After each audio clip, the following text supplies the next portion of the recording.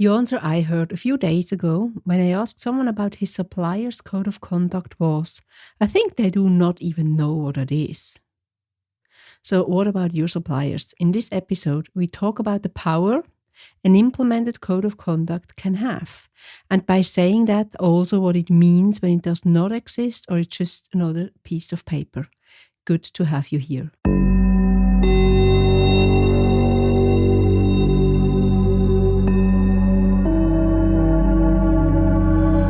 Corporate integrity, fraud, non-compliance, and cybersecurity. Would you like to understand the root causes, detect threats, and take measurements to protect the most precious assets? As a leader, you need to be prepared and stay actionable in the event of an incident. Sonja Stirnimann talks in her podcast, The Human Factor. Corporate integrity matters. To leaders and entrepreneurs who want to have impact, foster corporate integrity, and act as role models.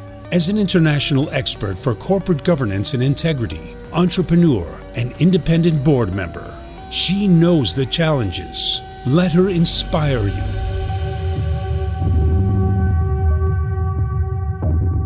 Welcome back to this new episode of the podcast, The Human Factor, Corporate Integrity Matters.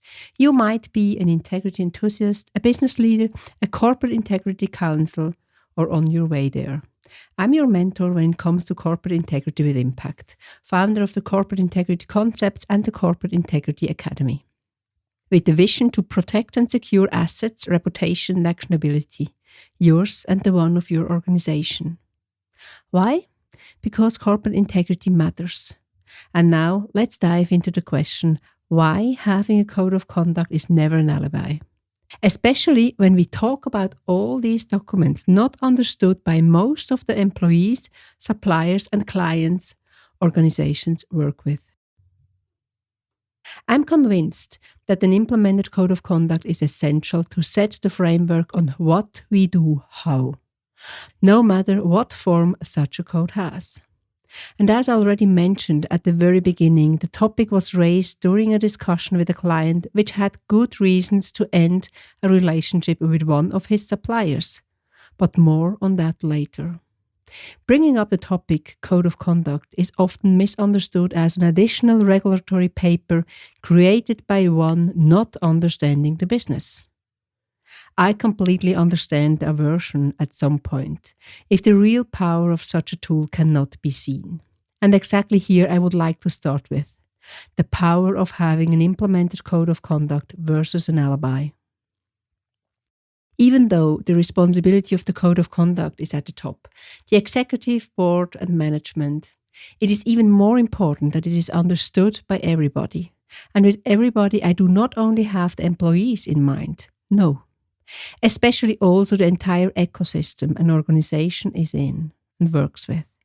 Starting with the suppliers, the clients, the end consumers, and many other stakeholders. So let us come back to the term itself. We call it a code of conduct. This meaningful paper or file in this day and age of digitalization, which is intended to regulate our actions and give a security in this regard. Who has never stumbled upon a family code or school rules? Every answer will be different. Anyone who participates in economic coexistence will follow one or more codes of conduct, whether in the company for which we work or in the profession that requires additional regulation of standards. Examples are the public accountants and the fraud investigators, so-called CFEs, of the Association of Certified Fraud Examiners, with the Code of Ethics. But what exactly is a code of conduct? In the environment, how and where I work together with clients, our participants of the Corporate Integrity Academy, it is an essential component of the compliance management system. The code of conduct defines bindingly what has to be implemented by the employees of a company or organization. You might ask yourself now, but what does the code of conduct say? It must come sooner or later, this question about the code of conduct and its content. Let's have a look at it and take up the order of the fraud life cycle, which I mentioned in last episode number 9 too. Preventively, if the code of conduct is designed in such a way that it can have an effect and protect the business, the most valuable assets of the organizations, but also relationships.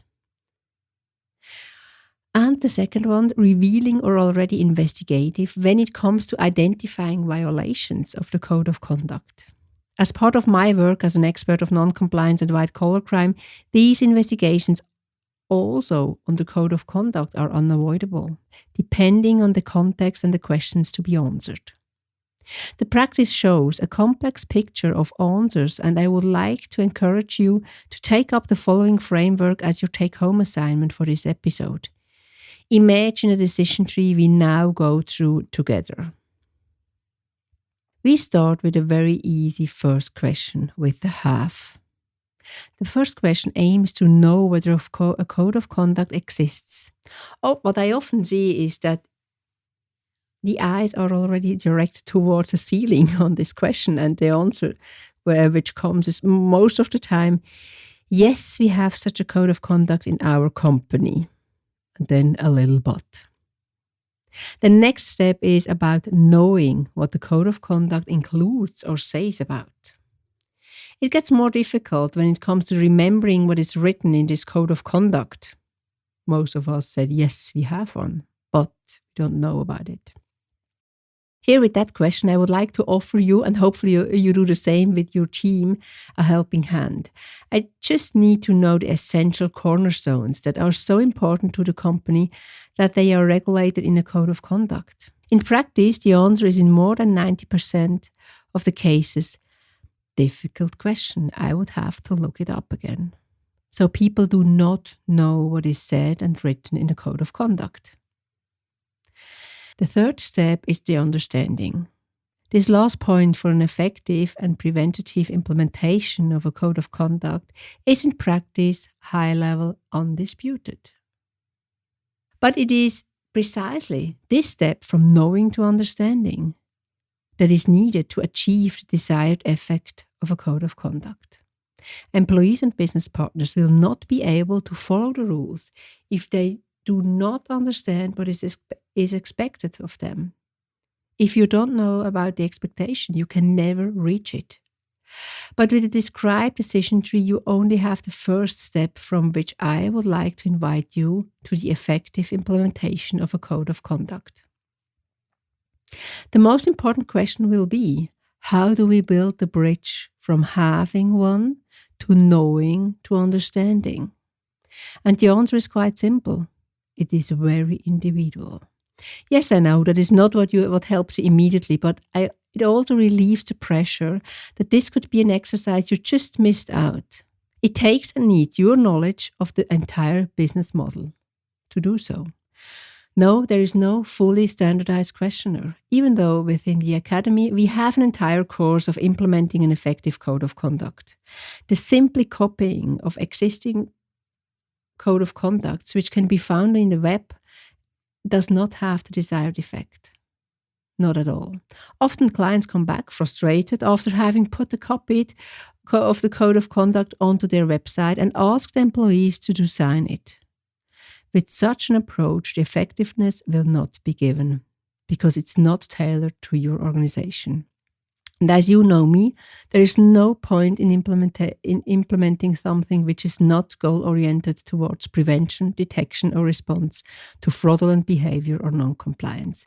And it is needed. And the implementation is the most difficult and also the most important part of this exercise. Now, when the bridge between knowing and understanding needs to be built, the practical examples, dilemmas, settings, ecosystem, and many perspectives more are missing to show employees how to implement the requirements of the code of conduct in their own daily business. It is not yet outlined and answered. For example, how they have to react to dilemma situations, how they receive support in the form of tools and personal support within the organization, and how to behave if they have to deal with corruption and bribery. This is just an example. The code of conduct, therefore, is rather a motive instead of an alibi.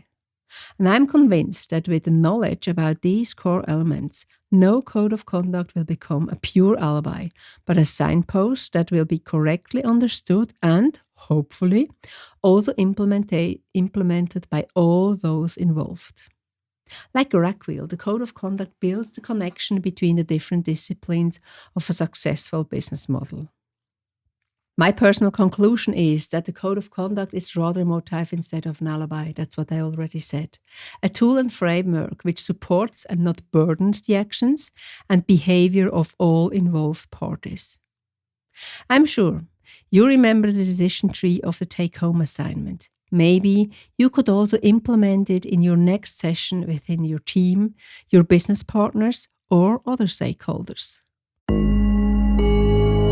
This was episode number 10 of The Human Factor, Corporate Integrity Matters. Following the belief, corporate integrity secures and empowers individuals and organizations. Would you like to learn more, meet peers and getting qualified? So visit the website Corporate Integrity Concepts or Corporate Integrity Academy. Or do you think this podcast could be interesting for someone you know?